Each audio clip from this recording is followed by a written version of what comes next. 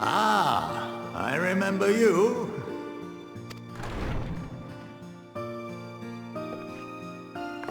I pray we have not caught you at an inopportune moment. We wanted to offer our thanks for your kind words in the forum.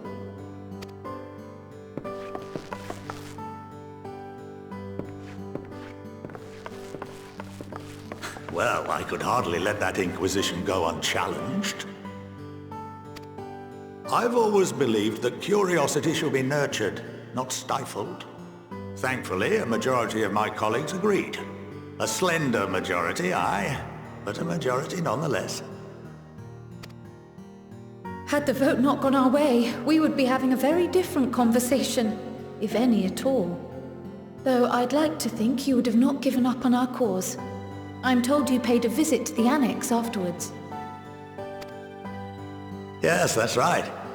I was hoping to speak with the grandchildren of my dearly departed friends Galuf and Louisoix in a less dour setting. But it seems I just missed you.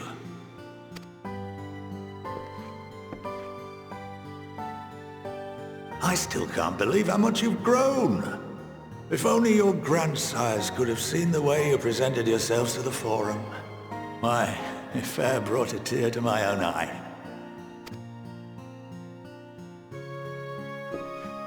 You must have the patience of a saint, putting up with this lot and their antics. Never mind Montoya's prize student. Luckily, I know a thing or two about managing unruly younglings. If you ever need advice, don't hesitate to ask.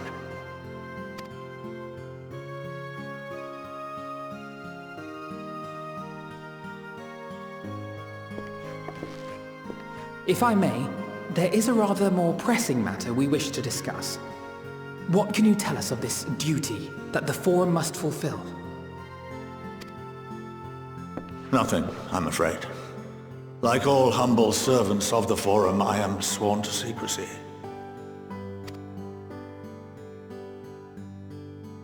Or rather, I couldn't tell you if I tried.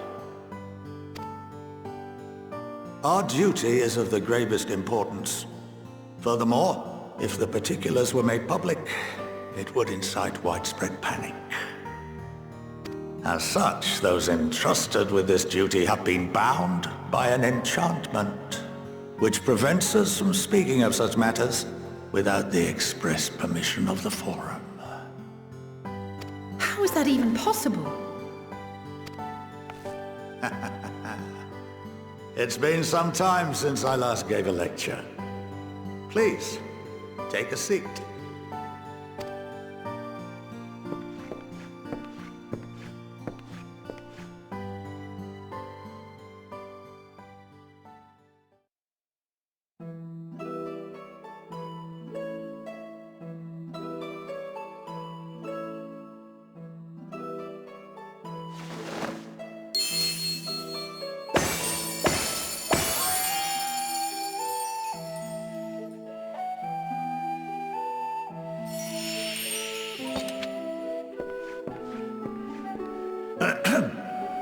We shall begin by reviewing the fundamentals of etherology. The ether, which imbues us with life, can be categorized into three forms. Two are of the incorporeal sort, the soul, and the memory. Can anyone tell me the third?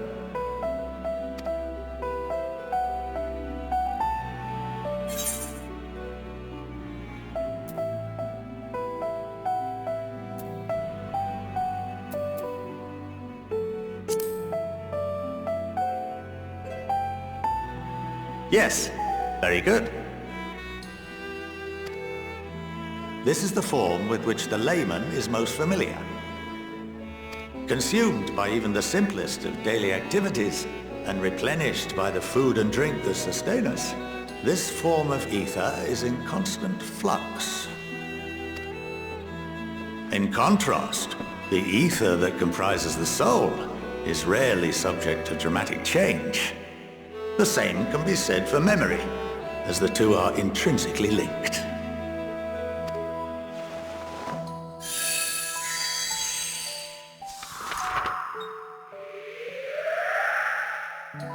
Picture the soul as paper, and memories as words written upon it.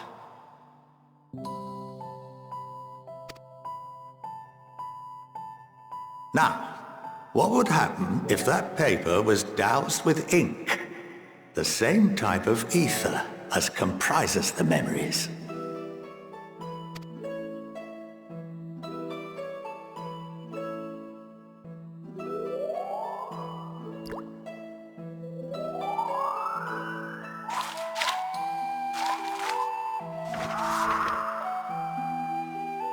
It would blot out everything that was written.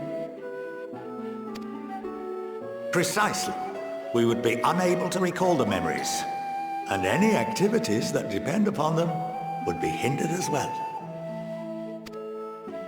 In fact, this exact phenomenon was observed on a vast scale not so long ago. And what might that have been?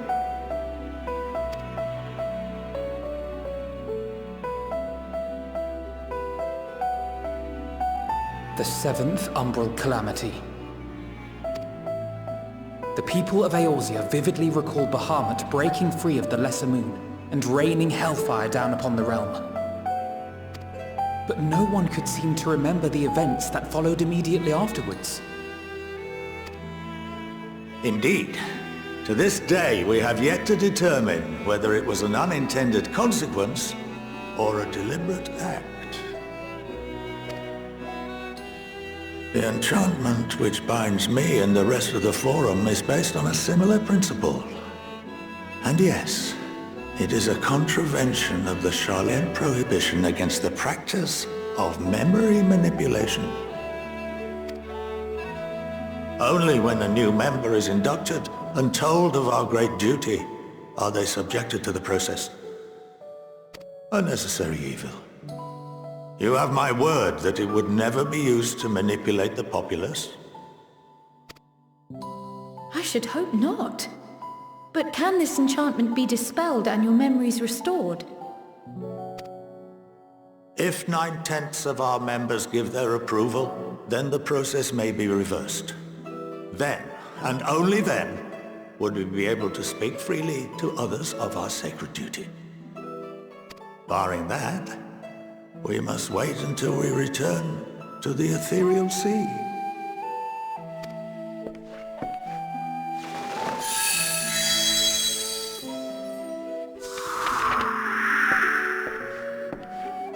For there we will be purified, the blots upon our souls washed clean.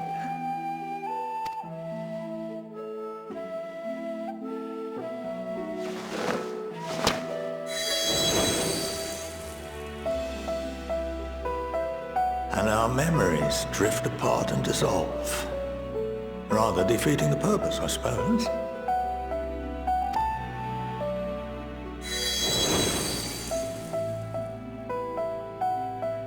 But there are those memories that are indelibly etched upon our souls, some believe.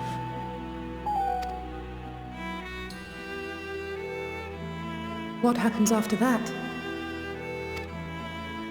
We are reduced to pure ether, coalesce with that of others, and create souls anew. Alternative schools of thought assert souls remain whole and return to the corporeal world, reborn into another form. Both theories have their proponents. Personally, I consider each equally probable.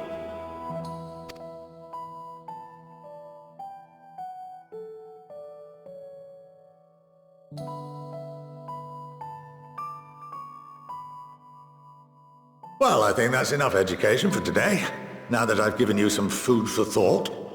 Or rather, an entire banquet.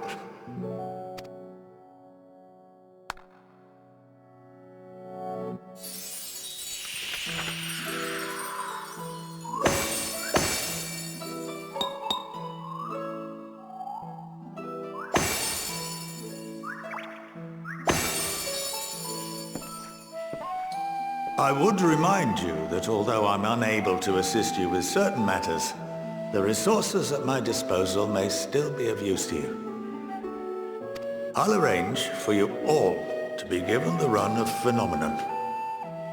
Of course, as associate to our alumni and the students of Baldessian, this privilege is extended to you as well, my friend.